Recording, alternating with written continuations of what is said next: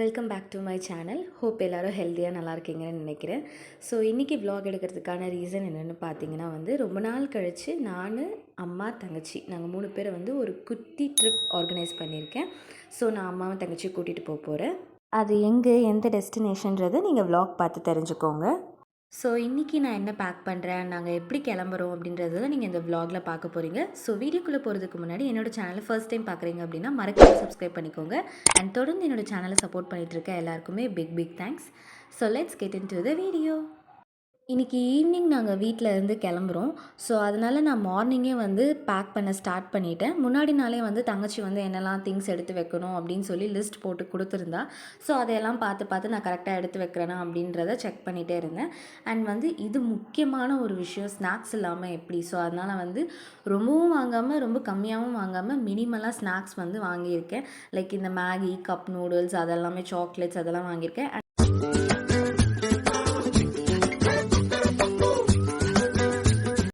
அதுக்கப்புறமா வாங்கின ஸ்நாக்ஸ் எல்லாத்தையும் பேக்கில் எடுத்து வச்சிடலாம் அப்படின்னு சொல்லி ஒன்றா பேக்கில் எடுத்து வச்சுருந்தேன். ஃபர்ஸ்ட் நான் ஒரு பேக்கில் இது இல்லாமல் ஒரு பேக்கில் வச்சு பேக்குள்ளே வைக்கலான்னு பார்த்தேன். பட் ஆனால் அது கம்ப்ளீட்டாக செட் ஆகலை. ஸோ அதனால் நம்ம அப்படியே எடுத்து பேக்கில் வச்சுருவோம் அப்படின்னு சொல்லி மொத்தமாக எடுத்து பேக்கில் வச்சுட்டேன்.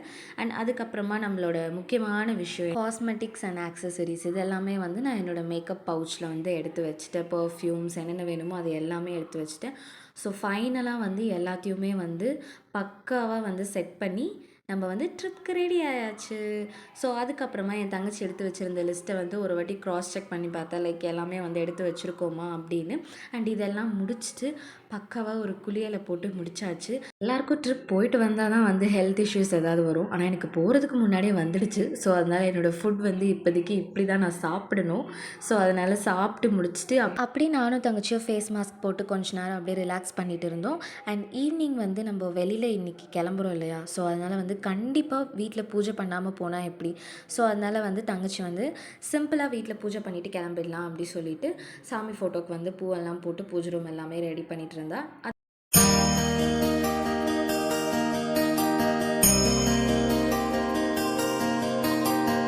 நல்லபடியாக போயிட்டு நாங்கள் நல்லபடியாக திரும்பி வரணும். அண்ட் நிறைய நல்ல மெமரிஸை நாங்கள் ரிட்டன் எங்ககிட்ட எடுத்துகிட்டு வரணும் அப்படின்னு சாமிக்கிட்ட நல்லா வேண்டி முடிச்சாச்சு. அண்ட் அம்மா டின்னர் ப்ரிப்பேர் பண்ணியிருந்தாங்க. என்னென்னா சிம்பிளாக தான் இட்லி, கருவேப்பிலை பொடி. ஸோ இது சாப்பிட்டுட்டு நான், அம்மா, தங்கச்சி நாங்கள் 3 பேரும் எங்களோட ட்ரிப்பை ஸ்டார்ட் பண்ணியாச்சு.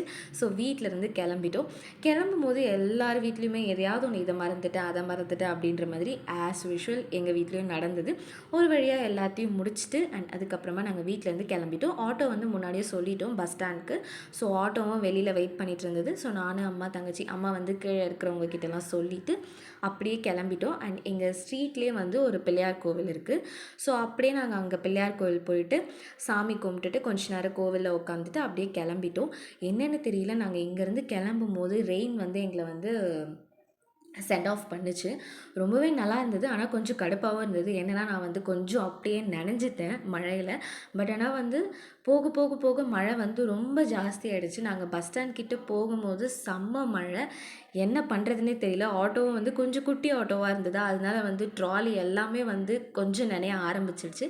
பட் வாட்டர் ப்ரூஃப் தான், எதுவும் ஆகாது. இருந்தாலும் கொஞ்சம் நான் ஒரு பாதி நனைஞ்சிட்டேன்.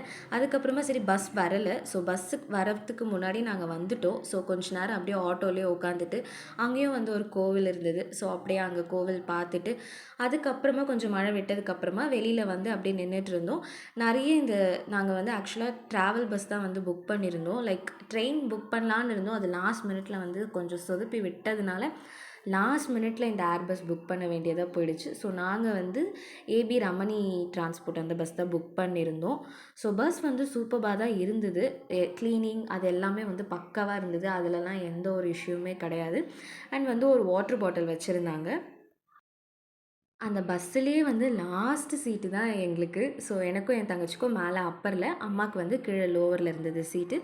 ஸோ நானும் தங்கச்சியும் மேலே ஒரு வழியாக செட்டில் ஆகிட்டோம். இந்த லாஸ்ட்டு சீட்டுன்றதுனால பஸ்ஸு சும்மா அப்படியே எங்களுக்கு ஏதோ ஒரு பிரேக் டான்ஸில் போன மாதிரி இருந்தது. ஏன்னா நான் அதுலேயும் தூங்க ஸ்டார்ட் பண்ணிட்டேன். பட் ஆனால் என்னோடய தங்கச்சிக்கும் என்னோடய அம்மாவுக்கும் தூக்கம் வரவும் இல்லை, அவங்களுக்கு தூங்குறதுக்கு அந்த அளவுக்கு இல்லை. பட் ஏசி இது எல்லாமே வந்து பக்காவாக இருந்தது.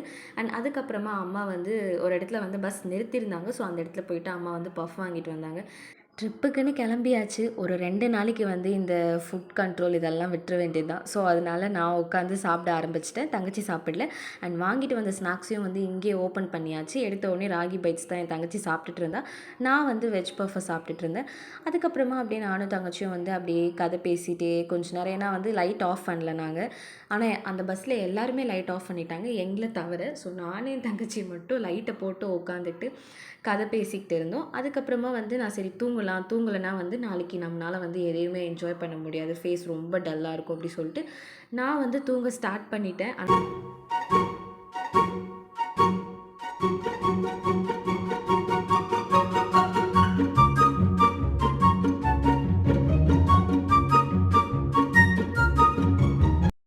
ஸோ இந்த பழனி பைபாஸ் ஹைவேல வந்து எங்களை பஸ் வந்து ட்ராப் பண்ணிடுச்சு.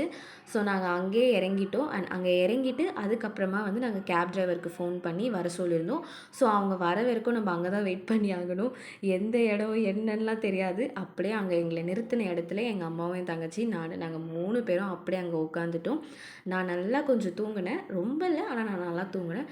என் தங்கச்சியும் அம்மாவும் சுத்தமாக தூங்க காணோம். அவங்க ரொம்ப பேசிட்டு புலம்பிகிட்டே இருந்தாங்க, நான் தூங்கலை நீ தூங்கலை அப்படின்னு சொல்லி. பரவாயில்ல, நான் கொஞ்சம் நல்லா தான் தூங்கினேன். அண்ட் அதுக்கப்புறமா வந்து கேப் வந்துடுச்சு.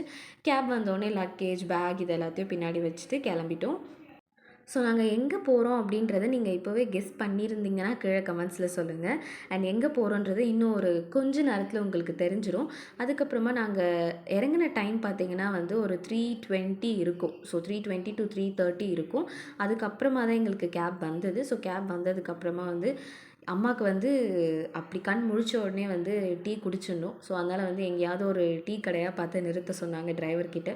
அவரும் அதே மாதிரி ஒரு நல்ல டீ கடையில் நிறுத்தினார். அம்மா வந்து டீ சூப்பராக இருந்தது சொல்லிட்டு இருந்தாங்க. ஆனால் வந்து நான் குடிக்கல, தங்கச்சியும் குடிக்கல, அம்மா மட்டும்தான் டீ குடித்தாங்க. டீ குடிச்சிட்டு அங்கேருந்து கிளம்பி நாங்கள் எங்கே வந்திருக்கோன்னு பார்த்தீங்கன்னா கொடைக்கானல் தான் வந்திருக்கோம். ஸோ செம்ம எக்ஸைட்மெண்ட்டாக இருக்குது எனக்கு. நானும் சரி, அம்மாவும் சரி, தங்கச்சியும் சரி. அம்மாவுக்கு இதுதான் ஃபஸ்ட் ஹில் ஸ்டேஷன் அவங்க லைஃப்பில். ஸோ அதனால் அவங்க எப்படி என்ஜாய் பண்ண போகிறாங்கன்றதை பார்க்குறதுக்கே நான் ரொம்ப எக்ஸைட்டடாக இருக்கேன். ஸோ இந்த வீடியோ நான் இதோடு முடிச்சுக்கிறேன். நெக்ஸ்ட் என்னன்றதை நம்ம நெக்ஸ்ட் வ்ளாகில் பார்த்து தெரிஞ்சுக்கலாம். பாய்.